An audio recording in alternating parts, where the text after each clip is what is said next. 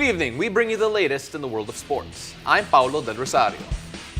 And we give you the conversations you want to hear from your favorite icons and athletes. I'm Bea Diaz-Fabros. In tonight's Game Plan. The Big Chill, Isaac Go, joins us to talk about the Terrafirma dip and the 2022 NBA Finals. Is Steph Curry's legacy on the line versus Jason Tatum and the Boston Celtics? And we'll check in with Andrea, Endicio, and Lexi Rodriguez as they share their volleyball courtside stories about the Blue Eagles and Golden Tigresses. Buckle up, sports fans. Let's get in the game. As we are days away from the opening of the PBA 47th season, it's time for us to catch up with one of the promising big men in the league. Who wrote this script? Joining us tonight is the Big Chill himself from Terrafirma Jeep, Isaac Go. Isaac, I miss you. How are you? Good. Hi, miss you Isaac. guys. Nice to see you again. And I like how Pao always says who wrote the script when they're describing me. Oh, because it's never enough, man. Wow. It's a compliment is never big enough. So, Isaac, let's start out first with what's happening at Terrafirma before we move on to other things. How is the team shaping up? Of course, some of the teams are very tuned up. How are you guys looking? We look good. We've added a new offense. We're trying to get hang of it. A little bit tough, but we've had a few tune-up games. We started acclimating the new guys like Javi and Brian, plus Alan. And it's going to be an exciting season for us. And Isaac, you mentioned that there are a lot of new guys coming in. Joshua Munzon, he's coming back with his hand injury that he suffered last July in the Philippine Cup. How does it feel to be playing with him once again? And he'll really be adding that firepower in the backcourt together with Wami Chongson. It's good because we finally get back another score. And we saw last conference that him and Wami finished top 5 in scoring. We know that they can put the ball in the basket. But with Joshua Munzon and Wami, we've seen, and I've seen personally, the growth where they're picking their spots so much better. They're able to lead the team from a point guard position. And they're just adding different dimensions to their game to make it much more difficult for them to be stopped. If I'm not mistaken, Terrafirma are the only team with 2 players in the top 5 of scoring. And that is Wami and, of course, Josh Munzon. Talk about some of the rookies. So we're going to focus here on Javi Gomez Eliano in particular, who was traded to Terrafirma. And again, you have a guy who potentially has a chip on his shoulder, being traded to Terrafirma. How does he look in practice? And of course, do you see that fire in him in early days? Definitely, Javi's been a guy who a lot of times people have counted out early in his career. Even when he first stepped into UP, he didn't really have a role until he slowly kept working, kept grinding, until he became one of the veteran guys. So he's someone, as you said, big chip on his shoulder, trying to prove that I am like. Of course, it hurt. He saw the tweet that he said that he wished to be playing for Ginebra, but there are factors we can't control. That's the way of the business. But all we can do is control what we control, and he's doing it. So what's going to be different from Isaac Go in the next conference? That's what we all want to know, season removed. Let's keep that as a surprise. But wow, surprise! just a surprise. But honestly, I feel a little bit better right now. Getting this, that first conference was kind of rushed for me. Kind of had a hard time adjusting with the guys, but now having a proper off-season to finally learn how to play with these guys, I should look a lot more comfortable next season. May 360 dunk na yan. Breakaway. I wish. But you know, Isaac, we wish you all the best this coming Philippine Cup with the Terrafirma Jeep. That's right. So in the meantime, the NBA Finals are set and it will be the Golden State Warriors versus the Boston Celtics. In line with this, we'll play our signature game called Go Big or Go Home with NBA hype analyst Isaac Go.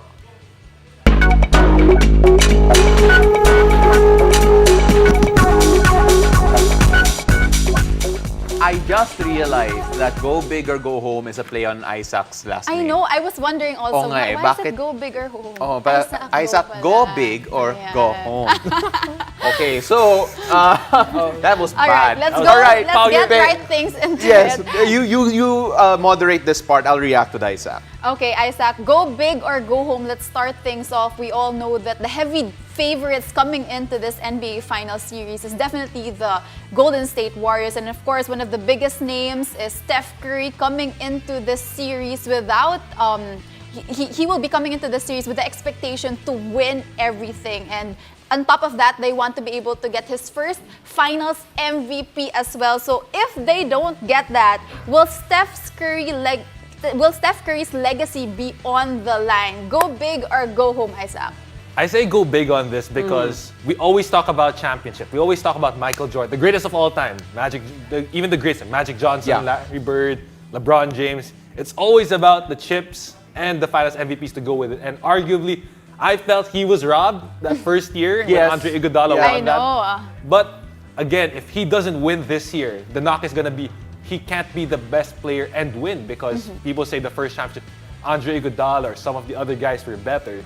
And then the other two, he had KD. So I would say that this is going to be big. I think that this just speaks about the legacy of Steph Curry, that some people are counting rings. We're counting finals MVPs for this guy.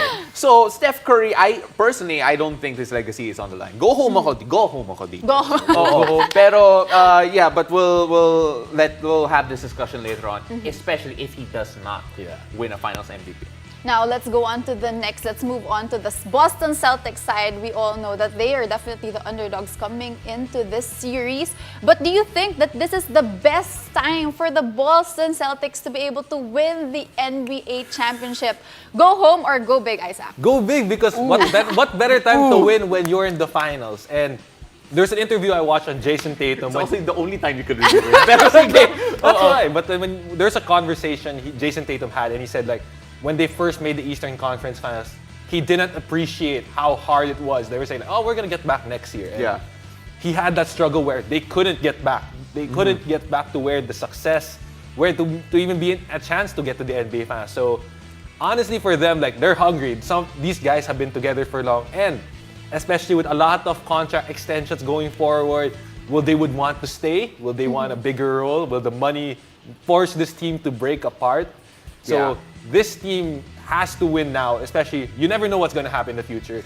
And egos can come into play. Tama ka dyan, Isaac, kasi syempre may expiration date din yung team, especially with contract negotiations coming up. So keeping this team together, as talented as it is, might be difficult. So this may be one of their best chances. Interesting. So let's see how it will pan out this series. But let's go on to the Golden State Warriors. Once again, this is one of the hottest debates about the Warriors. Draymond Green is more important to the Warriors than Klay Thompson. We actually had a debate about this in NBA.com. Go big or go home? I'm so interested to hear your answers, Isaac. I would say Draymond. The reason why the reason why I'm gonna say Draymond Green is because with the emergence of Jordan Poole, we saw that he can carry the load of what Klay can carry. But if you remove Draymond Green, there's just this void that is filled because you have guys who can either fill the playmaking aspect or the defensive aspect. They don't really have a guy who fulfills both, and we always knock on Draymond Green for all the comments, for all the lack of shooting, but honestly, I don't think we're talking about Draymond Green now if he fell into any other team but Golden State. Yeah, it's interesting kasi both these guys raise the floor and the ceiling in different ways. Kasi people will be like, if you're trailing, you probably want Klay there more than Draymond. But then if you need a stop, you probably want Draymond. So I think it's hard to answer, and buti na lang that she asked you and not me. All right, so let's go on.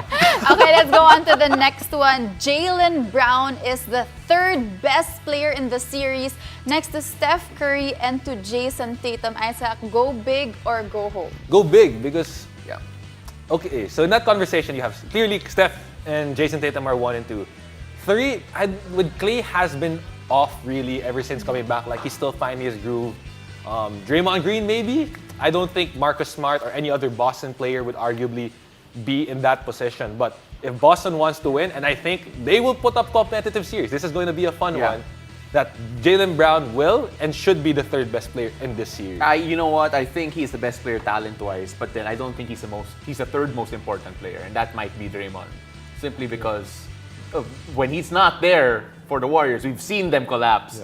But again, I digress. That's not a question for me to really answer. I like how you always go against my opinion to make it. Well, this is what you call good TV, Isaac. All right, that's why you're here. But Isaac, we actually have room for one more question. It's not in the script, but then go big or go home, Isaac. The Golden State Warriors will win this series in 6 games. That was exactly my prediction, and I will be the first one to say I did not have both these teams in the finals. But in this case, I do have Golden State in 6. And shout out to everyone who had the Phoenix and the Bucks in the finals. Oh, I had Brooklyn. You had Brooklyn in the finals. Oh, that was really bad. The first round pa lang wala na eh. All right, ladies and gentlemen, thank you very much to Isaac Go. We really are excited for your PBA season coming up, and of course, excited to have you here every time. Every time. Thank you so much, Isaac. Oo. Now, after the break, Andrea, Endicio, and Lexi Rodriguez will share their volleyball courtside stories about the Blue Eagles and the Golden Tigresses.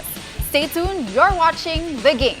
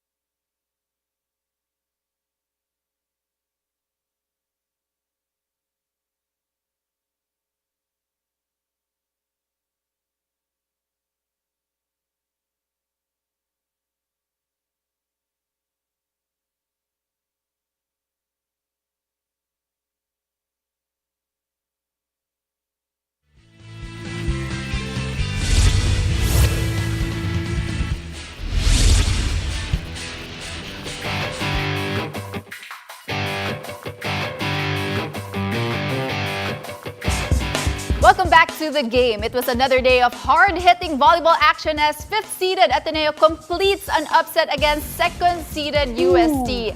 Now tonight, to share more stories about their respective squads, we have our hard-working UAAP Season 84 correspondents, Andrea, Endicio, and Lexi Rodriguez. Girls, good evening and welcome to The Game. Good evening. I love their enthusiasm because every time we introduce correspondents, they always clap for themselves. We are very proud of you. Oh, we're very proud of the work you're doing. And Bea, let's start to quiz them. I know. We want to be able to hear your very interesting stories about our favorite players and coaches from our UAAP team. So let's start things off with Andrea. Andrea, the USD Golden Tigresses, we all know, are off to a hot start. Currently 2nd seeded in the UAAP season, 7-3. How does Coach Kung Fu view his team so far in this season? Yeah. Well, Coach Kung Fu would always tell me how competitive the girls are. He thinks na the more they are, put in that pressure-laden situation, the more they get better. And one more thing about the girls kasi na mas napapansin ni Coach Kung Fu ngayon, the more na nabibigyan sila ng tight situation, mas lalong lumalabas yung galing nila. Yeah. But how is coach reacting to yung mga tight situations na yun? Kasi they have had nail-biting games. I'm sure nasistress din siya dun. Yes, of course, but Coach Kung Fu kasi, the way I see him, he is a very positive person. And he thinks na those kind of matches or advantages and will be beneficial for them in the long run. Kasi alam naman natin na there are things that you learn during training, like skills and all of that. But yung in-game experience will always be different. And dun mas nagmamature yung players and mas binavalue yun ni Coach Kung Fu rather than seeing those kind of matches as a negative thing. Yeah. I agree, pero syempre nakaka-stress pa rin talaga yun. I am sure. Pero Lexi, let's move on to Ateneo because Ateneo, up and down season so far. Their win against Ateneo was actually, UST actually was their first win against a top 4 team. So how does Coach O see yung performance nila so far this season? Well, one thing's for sure, you know, Coach O kasi, he's pretty transparent with the way he reacts and his emotions. 1 minute, you'll see him scratching his head on cam and on court, and then the next, he's cheering for the team. But, you know, Coach O, he's really persistent in cheering for the team and motivating them every day. They want the girls to, he reminds the girls to do good repeatedly. And that's something that you can really hear from him in every huddle, to do good repeatedly. Mm-hmm. Now, you know, Lexi, that battle for the 4th spot is really a tight race between, we all know, Ateneo, UP, and Adamson. But do you think that the win earlier, that 3-set win earlier versus UST is the start of the comeback and maybe the return of Ateneo to that Final Four? Well, hopefully. I mean, I don't want to jinx it, but we'll just see for the upcoming games. But I know that the girls are preparing for this. They've been preparing physically, emotionally, and mentally, because that's really one thing that Coach O reminds them to, you know, toughen their mental ability as well. All right, so let's now focus on some of the players this time, all right? And since uso yung mga comic book movies ngayon, mag-origin stories tayo. All right, Isa Jimenez, someone who's a veteran dito para sa UST. Anong origin story niya? Well, she shared to me that she started off as a basketball player when she was in grade school because her auntie was a basketball player from LaSalle. So, pero growing up, she was introduced to volleyball, and then one day she just told her tita, "Nope, I love volleyball, and I'm gonna go for volleyball." So she went for volleyball, and now she's a golden tigress. Well, we all know next to Ia Laura, you know, she has really been amazing, stepping it up this season 84. In terms of her pre-game routine, what has been her pre-game routine this season? Well, sa buong team, ang talagang usual routine nila is meditating. But for her, while meditating, she's actually a very bubbly person. So, ang ginagawa niya lang, siya yung nag-cheer up sa mga girls, siya yung nagiging joker, yung nag-bring ng good vibes so they could ease up a little bit just before the game starts. Lexi, itong Ateneo has a rookie starter that is tasked to do big things. Tell us a bit about that. Well, you know, it's pretty unusual to have rookies on your starting 6. But AC Minor has been really proving herself in the past games. And we've seen how she's composed and collected on court. But from a chat I had with her, she also said that sometimes she kind of doubts herself. She's also human. She also feels as if she doubts her capabilities as a player. And it's normal for everyone. But she overcomes that in a way na she focuses on taking it in little by little. Taking the games one game at a time and just focusing on what Coach O says in every huddle and what the other on her seniors, the trust and courage that the seniors have in her. All right, so we're going to find out what will happen to Ateneo and UST throughout the rest of the season. But these girls aren't going away yet because they will take our jobs for a few seconds. Excited. Because when we return, we'll take you to the sands as we get the latest from the ongoing UAAP Beach Volleyball Tournament. Stay tuned. You're watching The Game.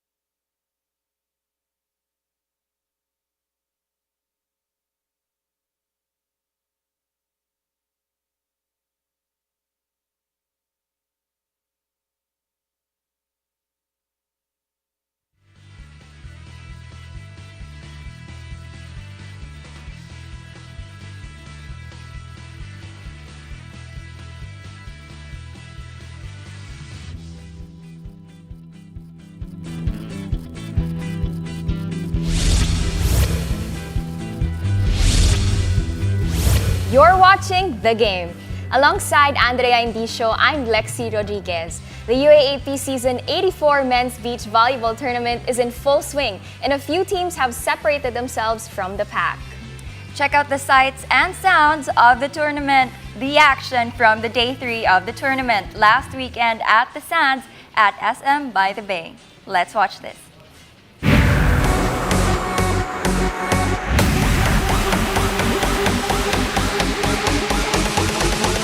Sun's out, and the action continues to heat up. It's day 3 of the UAAP Men's Beach Volleyball Tournament. Adamson and LaSalle opened the morning session. Coming from their day 2 win, Taft's Noel Campton and Vince Maglinaw overpowered the San Marcelino squad. From service to attacks, everything worked for the green and white. In 30 minutes, LaSalle sweeps Adamson 21-14 and 21-13. The Green Spikers now have a 4-1 win-loss card. Campton and Maglinaw will have a few days to rest and prepare for their last elimination game against the UST Growling Tigers. Kailangan talaga namin i-maximize yung short na araw, yung short preparation talaga. Kailangan lahat, quality, lahat ng gagawin namin kasi alam naman namin na para sa amin din yun para sa school namin, para sa sarili namin. Yun lahat ng gagawin namin. Training kami, hindi kami magdo-double time, magti-triple time kami kasi knowing na yung UST na kalaban namin is the defending champion and hindi sila basta-basta magpapatalo. In the second game, Ateneo couldn't match the firepower of the NU Bulldogs. James Buitrago and Paul Salvador delivered heavy services, and the Blue Eagles couldn't keep up with the bite of the Bulldogs. In the second set, Ateneo led as big as 4 points, but Buitrago and Salvador dug deep and came back to win the frame 21-17.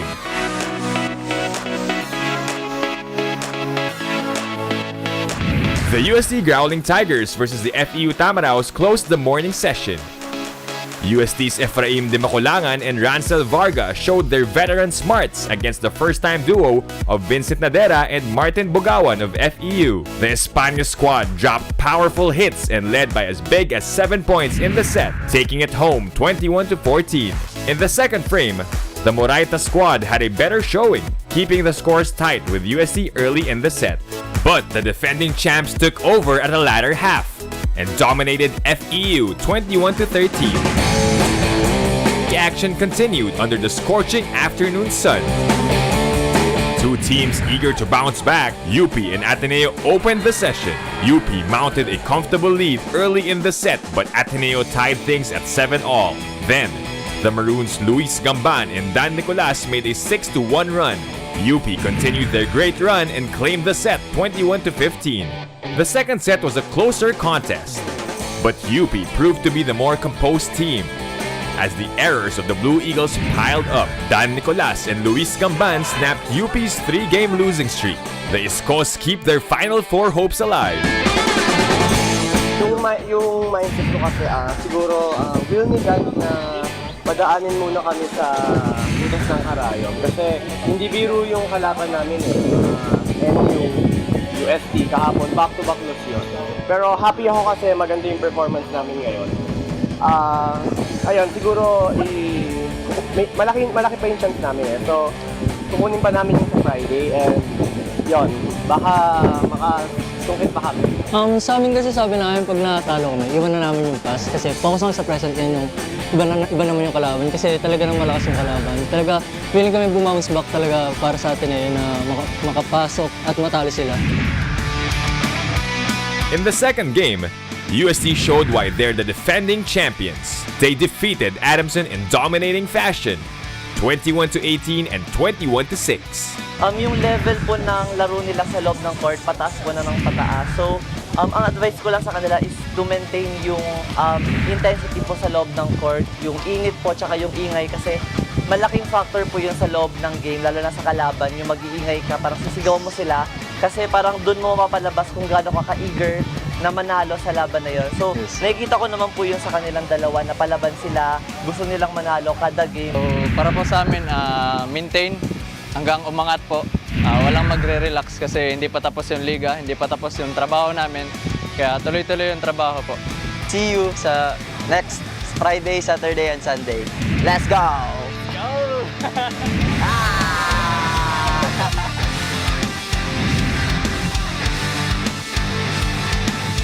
The NU Bulldogs also continued their winning streak. Paul Salvador and James Buitrago were just unstoppable at the net.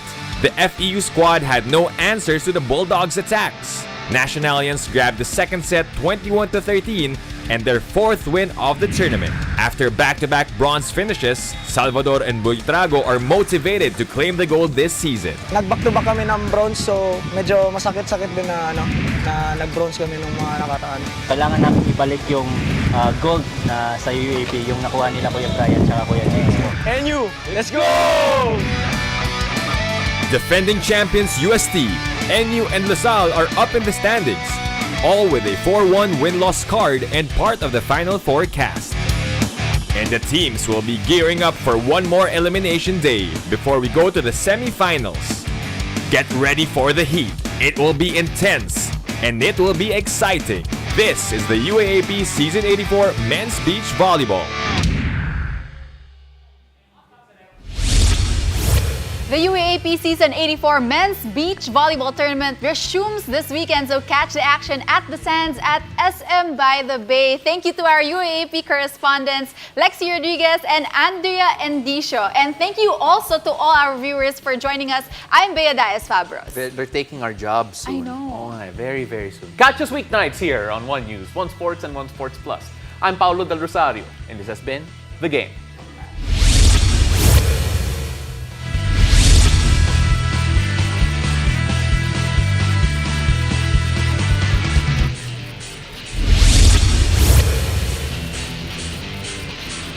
Guys,